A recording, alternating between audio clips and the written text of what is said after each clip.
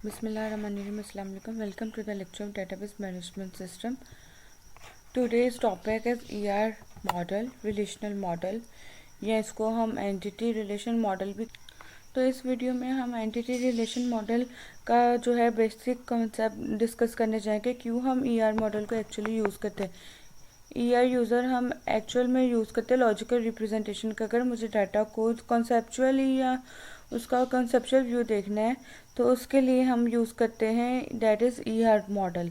मतलब ये कहने का कि जब हम किसी भी काम को, अगर एक बिल्डिंग भी हमने बनानी है, उससे पहले हम ऐसा करेंगे कि हम डायरेक्ट बिल्डर को बुलाएंगे और उसका जो है बिल्डिंग बनाना स्टार्ट करें। नहीं, उससे पहले हम क्या करेंगे, एक आर्किटेक्चर से ही या फिर एक बेसिक जो है मॉडल डिज़ाइन किया जाता है।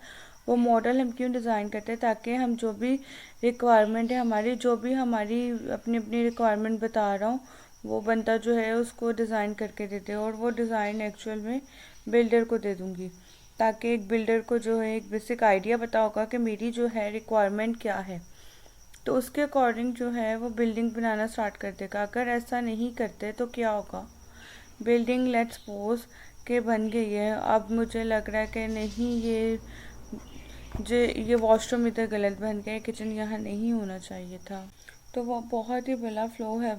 मतलब हम एक चीज़ को इम्प्लीमेंट करने से पहले ही उसका एक कॉन्सेप्चुअल व्यू या लॉजिकल व्यू देखेंगे कि ऐसे ही मैं अगर कंप्यूटर साइंस के टर्म में बात करूँ तो उसमें मैं एक ऑर्गेनाइजेशन रन कर रही हूँ, तो उसमें मैं let's suppose third party organisation के साथ या किसी भी ऑर्गेनाइजेशन के लिए, एक स्कूल के लिए मैं कोई वेबसाइट डिज़ाइन कर रही हूँ, उसके लिए डाटाबेस डिज़ाइन कर रही हूँ।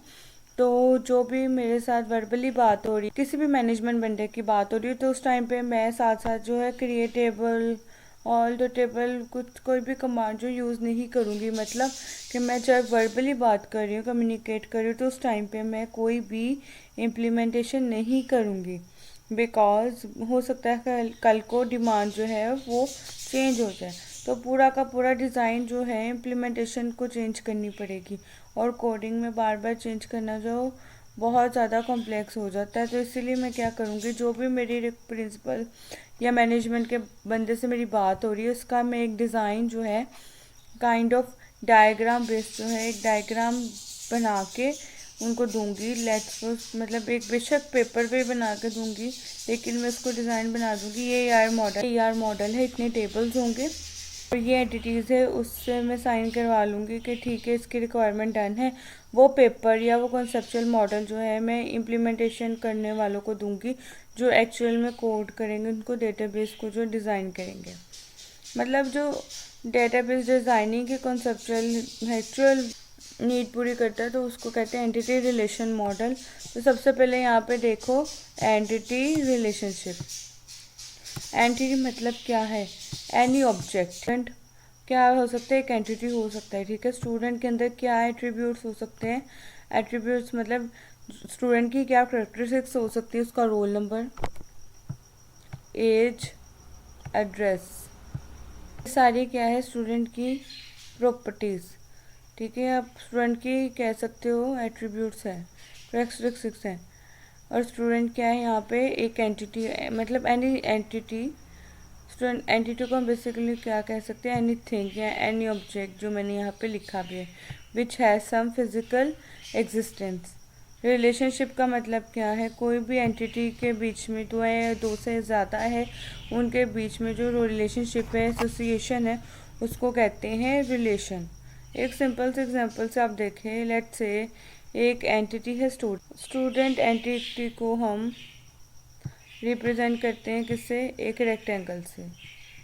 ठीक है, कोर्स वो भी एक एंटिटी है, उसके भी कुछ करेक्टरिस्टिक्स हैं।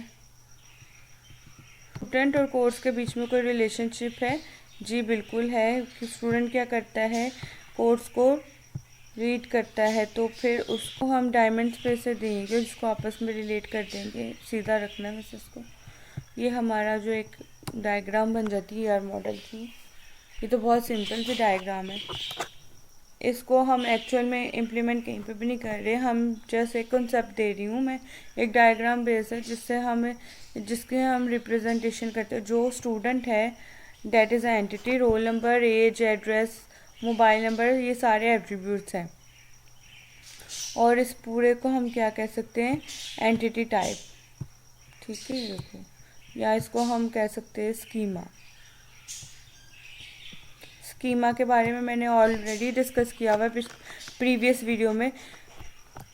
वीडियो में, और एक्चुअली है कि एक स्ट्रक्चर है जिस स्ट्रक्चर में हम स्टूडेंट एक एंटिटी है, रोल नंबर, एज जो है एट्रीब्यूट्स हैं। ऐसे ही एक और एंटिटी हो सकती है, जैसे मैंने लिया कोर्स, और कोर्स एंटिटी में मैं कौन कौन से एट्रीब्यूट्स रखूँगी, कोर्स आईडी, कोर्स नेम और कोर्स ड्यूरेशन, और उनके बीच में जो रिलेशनशिप है उस रिलेशनशिप को कहेंगे, एसोसिएशन को एक्चुअल में कहेंगे रिलेशनशिप बोलेंगे।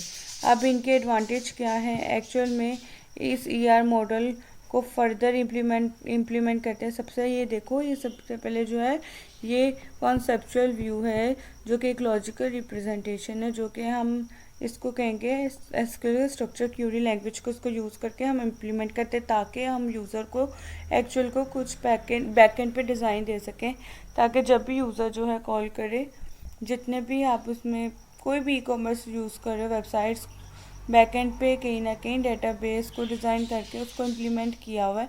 फ्रंट एंड से जो है आप इंटरफेस के थ्रू आप उस डेटाबेस के थ्रू आप एक्सेस करते हो। इस ईआर मॉडल में बेसिक क्या है हम देखेंगे कि एंटिटी क्या है, एक सिंपल सा कुछ भी एक ऑब्जेक्ट है जिसकी फिजिकल एग्जिस्टेंस है, ठीक है। फिर उसके बाद हमने देखा है एट्रीब्यूट मतलब करेक्टरिस्टिक्स, ठीक है। फर्दर वीडियो में देखेंगे हम एट्रीब्यूट्स की type, there are different kinds of attributes, ठीक है। फिर उसके बाद रिलेशनशिप की टाइप्स है, जिसको हम कार्डिनैलिटी भी बोलते हैं, 1 to 1, many to many, many to many. These are the 4 terminologies of relationship. वहाँ पे जो है हम काफ़ी दफ़ा हमें क्वेश्चंस आ जाते हैं। ये तो बेसिक्स ओवरव्यू है कि एक्चुअली ईआर डायग्राम होती क्या है, या ईआर मॉडल होता क्या है। अभी मैं टाइप ऑफ रिलेशनशिप या टाइप ऑफ एट्रीब्यूट्स के बारे में डिस्कस नहीं कर रही हूँ। इस वीडियो से आप ये चीज़ देख सकते हो कि एंटिटी क्या है उसको हम रेक्टेंगल करते हैं, ठीक है, और उसके बाद एट्रीब्यूट को हम रिप्रेजेंट करते हैं एक क्लिप से, ये देखो, और रिलेशनशिप को हम प्रेजेंट करते हैं डायमंड से, ये जैसे मैंने ऊपर किया था।